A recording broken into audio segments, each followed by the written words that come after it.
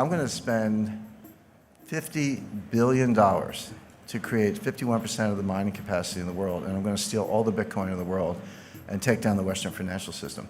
First of all, there's no such thing as cryptocurrency. There are 1,000 cryptocurrencies. In other words, you cannot speak generically about cryptocurrencies. Jim Rickards hates cryptocurrencies. That's not true. I really, really dislike Bitcoin, and I'll tell you why. But there are cryptocurrencies out there that I think are very interesting and worth your consideration. I'm for it. I'm against it. Cryptocurrency means nothing. You have to talk about the specific currency. And I'm showing Bitcoin, Litecoin, Monero, and Ether. By the way, isn't it fascinating how the graphical representation of cryptocurrencies is always a gold or silver coin?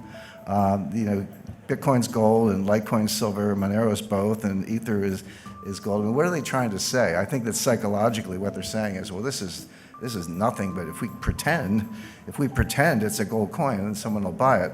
But I just find this a little bit of an aside. But no, it's the same thing is true with fiat currencies. You can't be like or dislike fiat currencies generically. Some people do because they just hate central banks. I understand that. But it's a big difference between a Venezuelan bolivar and a euro. Big difference between a Zimbabwe dollar and a US dollar. So in other words, don't talk to me about cryptocurrencies. Tell me what specific one you want to talk about, and that's a more interesting conversation. I think it's really important because this field is so muddied, the conversation is so muddied, people not distinguishing between blockchain and currency, not distinguishing between different types of currencies, et cetera.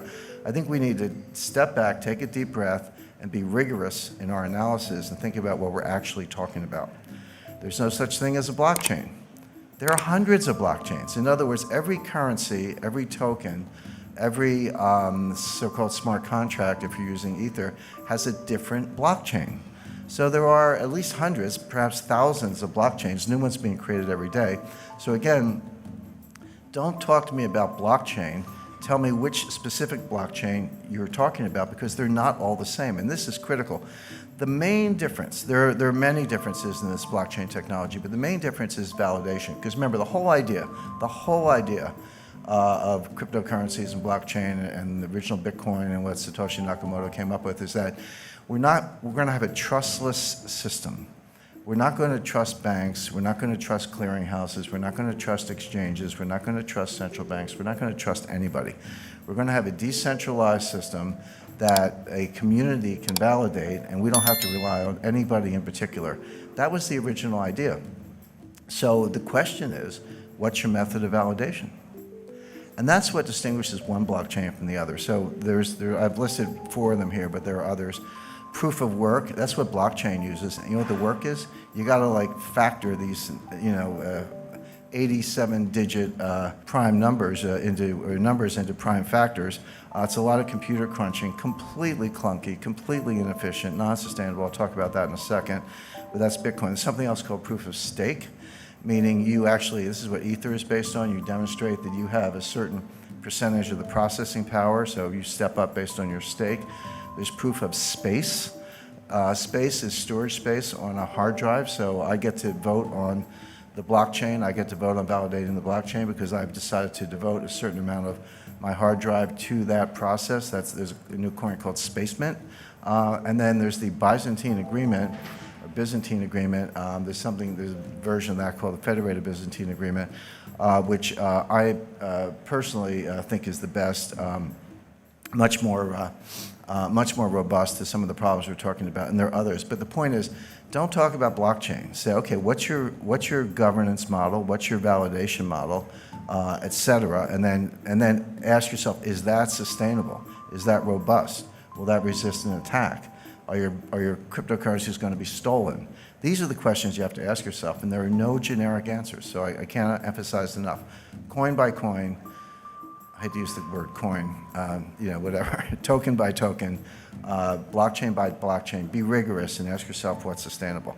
Now, Bitcoin, Ripple, and Ether, and some of these other cryptocurrencies, not all of them, but the best known are going to fail. When I say fail, they're going to, Bitcoin might have a $200 value as a token for criminals. I think criminals and terrorists might find a a use case at about $200 per Bitcoin, but they're basically not going to be anywhere near where they are today. Why do I say that? I don't want to make a claim without backing it up. The first point is they're non-scalable. Transaction times are slow, and then when you say that to Bitcoin people, they go, aha, the Lightning Network is right around the corner. Lightning's going to, we'll see. They said that about segregated witness. They said that about some of these other solutions. They don't seem to get community support. They keep forking the Bitcoin, meaning one day you wake up and there's 2 blockchains instead of 1, or whatever happened to that whole idea that we weren't going to have inflation and we weren't going to pull new cryptos out of thin air.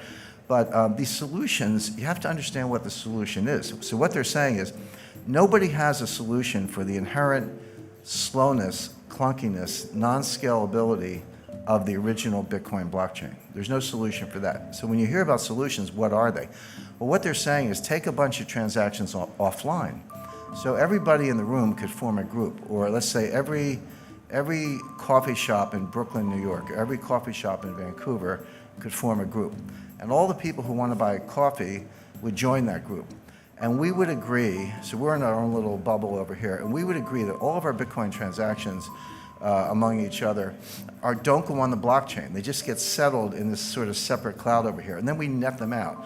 So, I pay you 5 Bitcoin, and you pay the person next to you 4, and he pays the lady in the back of the room 10, and she pays me 7, and we net it out, and then periodically, and it could be daily, weekly, monthly, or whatever, we net all this stuff out, and then we take that net and we put that on the blockchain, so that the amount of transactions that have to go on the blockchain is greatly reduced. That's true. But what are we doing? We've created our own network. I got to trust the coffee shops. How do I know they're not going to steal my money? In other words, it's only a solution because you're completely negating the original idea. Well, sure, if you want to tear up the original idea and start over, that's fine, but don't tell me you're adhering to the idea of a decentralized trustless network, because you're not. All you've done is create another network. Somebody, I get trolled on Twitter all the time. People tell me I'm an idiot and I don't know technology and all that stuff. And then my more sour moods, I tell them I was coding before they were born. But as far as some of these things are concerned, somebody said, well, you don't understand payment channels, and I actually do. And I said, yeah, I understand payment channels.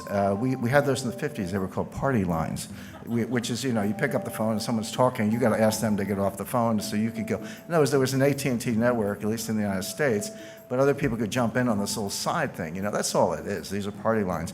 So that doesn't work. Non-sustainable. The energy usage to solve the problem and make the proof of work in Bitcoin is now greater than the annual energy output of Ireland. Imagine taking all the electricity used in Ireland in a year, and that's how much we have to use to crunch numbers. By the way, every applied mathematician will tell you that prime factoring is a trivial problem.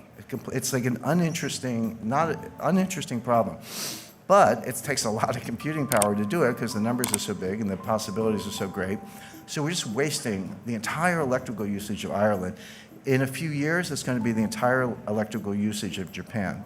Who in this room thinks that governments are going to allow Bitcoin miners to use as much electricity in a year as the entire country of Japan, the 3rd largest economy in the world? That's not going to happen. It's not going to happen. It's not very green. It's completely wasteful. In other words, it can't happen. So that's why I say it's non-sustainable. It's going to hit a wall. Non-regulated, I don't have to remind you of all the frauds, new ones popping up every day. It's not just exchanges. Exchanges are, how do exchanges work? I want to go to a Bitcoin exchange. Well, you got to go in, you got to open an account, just like Merrill Lynch or Charles Schwab, right? So, or Toronto Dominion. So you give me your name, your address, your social security number, your bank wire information, give them all that information, and then send them dollars. And they say, okay, you got some Bitcoin, here's your confirmation. Really? How do I know you didn't just take my dollars and send me a phony baloney confirmation? How do I know you're not, a Ponzi? You're using new money to pay off the old money. How do I know you're not Bernie Madoff with a computer engineering degree? How do I know you're not a bucket shop? How do I know any of those things? The answer is you don't. So good luck with that. Not to mention Bitcoin whales. They estimate there are 1,000 people who control 40% of the Bitcoin. Now you got millennials buying, 1/100th of a Bitcoin for, $10 or whatever the math is. $100. But you got these, I call them the whales, these 1,000 people who have 40% of all the Bitcoin. You don't think they have a big vested interest in keeping the price up? And you don't think they wash trade, do wash sales? So A sells to B for 10,000, B sells back for 11,000, A sells back for 12,000, B sells back for 13,000. This is called painting the tape. It's the oldest trick in the book.